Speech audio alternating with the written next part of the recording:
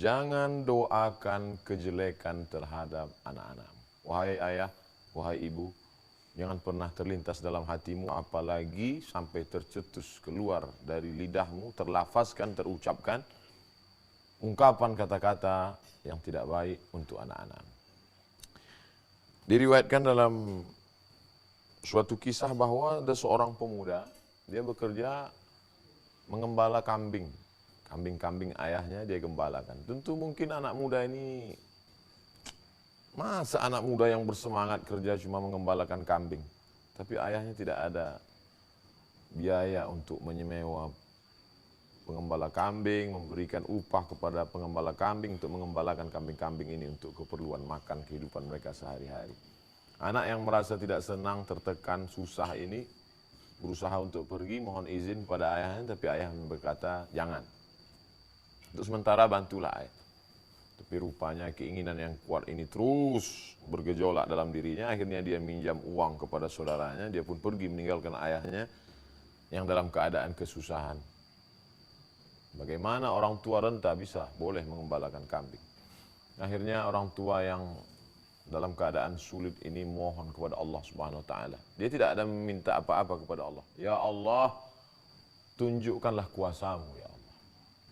Dia tidak mengatakan tolong begini ya Allah. Tidak, dia hanya berkata ya Allah, tunjukkan kuasamu ya Allah. Apa yang terjadi? Malang tak dapat ditolak, untung tak dapat diraih. Anak ini dalam perjalanannya mengalami kebutaan. Dia tidak melihat apa-apa. Na'udzubillah, na'udzubillah. Semoga Allah melindungi, menjauhkan kita dari laknat seperti ini. Buta, tidak bisa melihat apa-apa. Bagaimana mungkin dapat bekerja mencari nafkah dalam keadaan tidak bisa melihat? Gelap segala dunia. Bagaimana akhirnya? Orang kembali mengantarkannya kepada ayahnya. Menangis, menyesal. Tapi saat itu penyesalan tak lagi bermakna. Wahai bapak, ya ini anakmu. Apa pertanyaan si ayah kepada sang anak? Apakah engkau sudah mendapatkan bagianmu? Itu saja yang dia tanyakan. Apakah engkau sudah mendapatkan bagianmu, wahai anakku? Si anak menangis, meneteskan air mata, menjawab, ya, aku sudah mendapatkannya. Inilah bagian yang layak, karena aku melawan kata-katamu. Akhirnya aku tidak dapat melihat apapun. Senangkah si ayah? Bahagiakah dia? Lalu apakah dia katakan, rasakan ini? Tidak, tidak sampai hatinya. Dia pun ikut menangis, susah, sedih melihat penderitaan anaknya.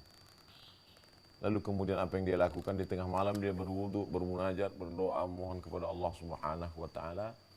Lalu kemudian dia keluarkan lidahnya, dia jilat mata anaknya yang buta itu. Innama amruhu idza arada syai'an ay yaqula lahu kun fayakun. Allah menunjukkan kuasanya, maka seketika itu juga sang anak dapat melihat kembali. Allah kembali menunjukkan kuasanya, si anak dapat melihat dunia terang dan terang. Begitulah kalau Allah berkehendak. Maka setelah Allah Subhanahu wa taala orang tua. A'udzubillahi minasyaitonir rajim. Wa qadara rabbuka alla ta'budu illa iyyah. Allah sudah mewajibkan kepada seluruh umat manusia supaya menyembah, beribadah hanya kepada Allah, jangan sembah pada yang lain. Setelah Allah, wabil walidaini ihsana, kepada kedua orang tua maka berbuat baik. Begitu hebatnya Allah langsung orang tua. Maka pelajaran yang dapat kita ambil adalah mengalahlah sedikit, mundurlah agak selangkah dua langkah demi untuk mendapatkan barokah beberapa langkah. Anak ini meninggalkan sang ayah, meninggalkan kambing-kambing untuk apa? Mencari rezeki, mencari makan. Makan itu dari mana? Dari Allah. Kuasa untuk memberikan rezeki itu siapa? Allah. Huwal aziz, dia maha perkasa. Huwal jabbar, dia maha segalanya. Wa huwa ala kulli syai'in qadir, dia kuasa atas segala sesuatu. Sibuk mencari, padahal sebenarnya yang memberi Allah. Kalau Allah mau memberi begitu mudahnya. Wahai anak yang sibuk mencari karunia Allah, sampai kau lupakan ada karunia Allah yang terbesar, yaitu orang tuamu. Oleh sebab itu maka pelajaran yang amat sangat berharga dari kisah singkat pendek ini adalah bahwa begitu kuasanya Allah Subhanahu wa taala menghilangkan cahaya dari mata, sehingga mata tak lagi dapat melihat, na'udzubillah. Dan kuasa juga Allah Ta'ala mengembalikan pandangan cahaya itu. Di akhir kisah ini, suatu ketika ada seorang anak menyakiti, menyusahkan ibunya. Kemudian ibu ini emosi, hilang kontrol kendali. Lalu apa kata dia? Pergilah, semoga Allah mencabut nyawamu. Masya Allah, jangan sampai keluar kata-kata itu dari mulutmu, hai ibu. Jangan sampai mereka berenang dalam genangan air matamu. Semarah apapun, jangan sampai kau katakan kalimat yang dimurkai Allah Subhanahu wa Ta'ala. Anak itu pergi, dia menyeberang jalan. Baru saja dia melalui tepi jalan, apa yang terjadi? Kendaraan melintas. Mungkin si anak tidak melihat, mungkin sopir tidak memperhatikan, tapi yang jelas terjadi, bam, nyawa melayang, mati. Begitu cepatnya nyawa berlalu keluar dari jasad, hanya doa seorang ibu. Wahai ayah, wahai ibu, semarah apapun engkau, doakan kebaikan. Wahai anak, seemosi apapun jangan pernah kau lawan.